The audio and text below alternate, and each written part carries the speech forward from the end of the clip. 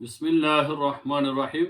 आज हम बात करेंगे कि नमाज के अंदर हमें बुरे ख्यालात क्यों आते हैं, वसवसे क्यों आते हैं।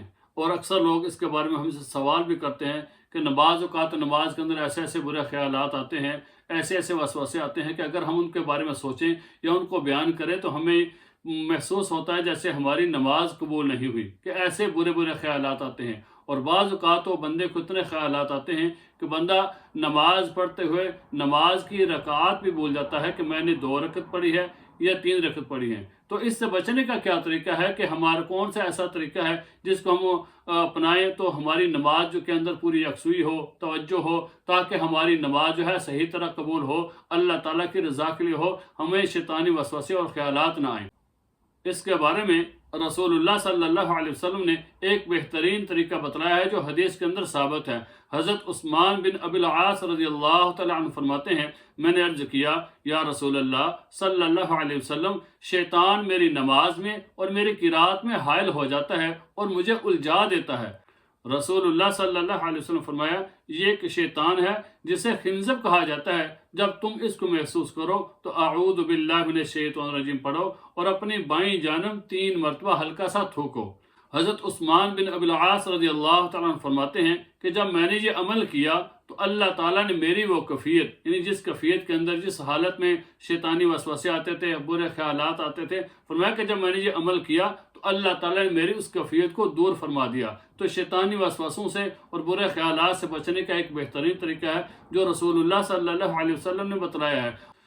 इसी तरह एक सहाबी आया, फरमाया, या रसूलल्लाह सल्लल्लाहु अलैहि वसल्लम, मेरे दिल में ऐसे ऐसे ख्यालात आते हैं कि जिन्हें मैं ज़बान पर लाना भी एक बहुत बड़ा गुनाह महसूस करता हूँ। तो रसूलुल्लाह सल्लल्लाहु अलैहि वसल्लम फरमाया, ये तो ईमान की अलामत है। याद रखें कि चोर भी वहाँ पर हाथ मारता है जहाँ पर उसको उम्मीद होती है कि मुझे इस घर से कुछ ना कुछ मिल जाएगा। शैतान भी वहीं आता है जहाँ उसको पता होता है कि ये ईमान वाला बंदा है, नमाज के अंदर पूरी तवज्जो करने की कोशिश कर रहा है, नमाज को सही करने की कोशिश कर रहा है, अपनी पूरी यकसुई के साथ नमाज को अदा कर रहा है। तो शैतान भी वहाँ पर आकर वसवसे डालता है, बुरे ख्यालात डालता है, ताकि बंदा हो जो है वो अपनी नमाज की तरफ से उसकी तवज्जो हट जाए, नमाज जो है सही तरीके से पढ़ ना सके। कभी रकात भूल जाती हैं, कभी ध्यान जो है कभी किसी काम की तरफ चला जाता है, कभी बंदा पूरी तवज्जो नहीं कर सकता। तो ये शैतान की तरफ से होता है ताकि बंदे की नमाज खराब हो। तो हमें इससे बचने का एक बेहतरीन तरीका यह है कि जब हम नमाज शुरू करने लगे तो पहले अपनी पूरी तवज्जो, पूरी जो नीयत है नमाज की तरफ करें, अपने ख्यालात जो है नमाज की तरफ रखें, और जो भी कोई अधूरा काम है उसको उसकी तरफ सोचे ही ना, कि नमाज शुरू करने से पहले उसकी तरफ से तवज्जो को हटा दें, फिर अपनी नमाज की तरफ तवज्जो करें। न जब नीयत बांध लें अल्लाह अकबर, तो फिर क्या करें कि अपनी जो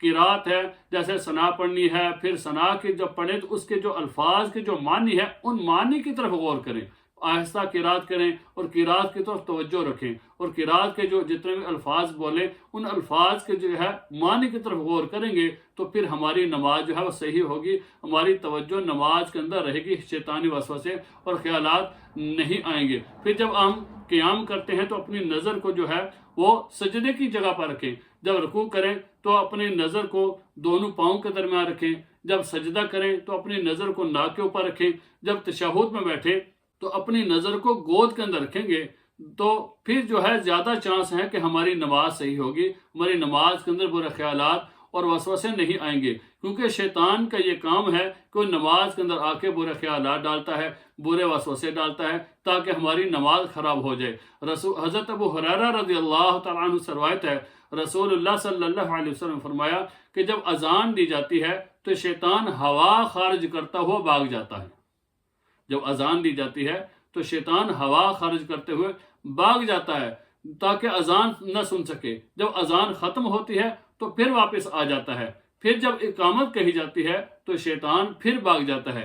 जब इकामत ख़त्म होती है तो वो फिर वापस आके برے خیالات اور وسوسے ڈالتا ہے تاکہ بندے کی نماز خراب ہو جائے۔ تو ہمیں شیطانی وسوسوں سے بچنے کا جو بہترین طریقہ ہے جو رسول اللہ صلی اللہ علیہ وسلم نے بتلایا ہے، ہمیں وہ طریقہ اپنائیں گے تو پھر ہماری نماز صحیح ہوگی، ہماری نماز کے اندر پوری توجہ ہوگی۔ وہ طریقہ کیا ہے کہ حضرت عثمان بن ابی العاص رضی اللہ عنہ فرماتے ہیں کہ میں نے عرض کی یا رسول اللہ صلی اللہ علیہ وسلم کہ شیطان میری نماز میں اور میری قرات میں حائل ہو جاتا ہے اور مجھے الجھا دیتا ہے۔ تو رسول اللہ صلی اللہ علیہ وسلم فرمایا کہ یہ ایک شیطان ہے جسے خنزب کہا جاتا ہے، جب تم اس کو محسوس کرو تو کیا کرو کہ اعوذ باللہ من الشیطان الرجیم پڑھو اور اپنی بائیں جانب ہلکا سا 3 مرتبہ تھوک دو۔ اور حضرت عثمان بن ابی العاص رضی اللہ تعالیٰ فرماتے ہیں کہ جب میں نے یہ عمل کیا تو اللہ تعالیٰ نے میری وہ جو کیفیت تھی، یعنی جس کے اندر شیطانی وسوسے آتے تھے، خیالات آتے تھے، تو اللہ تعالیٰ نے میری وہ کیفیت دور فرما دی ہے۔ تو ہمیں بھی شیطانی وسوسوں سے بچنے کا ایک بہترین طریقہ ہے کہ اس کو اپنائیں گے تو ہم جو ہے اپنی نماز توجہ کے ساتھ پڑھ سکیں گے، ہمارا دھیان جو ہے نماز کے اندر لگے گا۔ اللہ تعالیٰ ہمیں عمل کرنے کی توفیق عطا فرمائے۔